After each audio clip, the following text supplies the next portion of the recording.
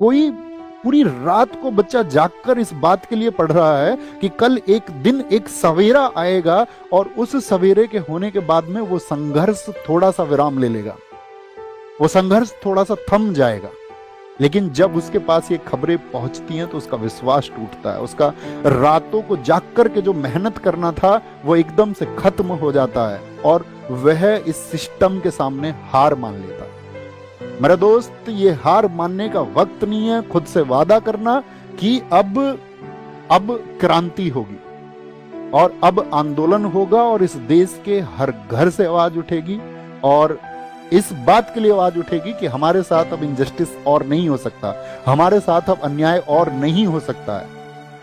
और बस मैं तुमसे इतनी बात कह सकता हूं कि तुम डरना मत, झुकना मत। और क्योंकि अगर हम डर गए ना दोस्त, और अगर हम झुक गए तो इस देश की जो टेढ़ी रीढ़ जिस किसी ने भी की है उसे हम कभी सीधी नहीं कर पाएंगे।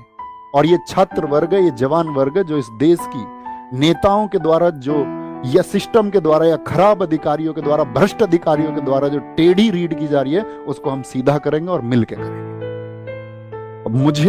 मैं व्यक्तिगत तौर पे कहूं कि मेरा जीवन तुम सबकी वजह से है।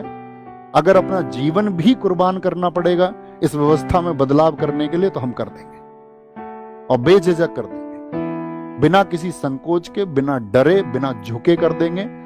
तो ये एक मूवमेंट होगा। हम आपको बता चुके हैं 31 को टीचर्स की मीटिंग होगी आपस में। सब टीचर्स आपस में डिसाइड करेंगे कि कैसे एक परफेक्ट वे पर चलना है ताकि आपकी चीजों में जो आवश्यक सुधार होने चाहिए वो कैसे किए जाएंगे।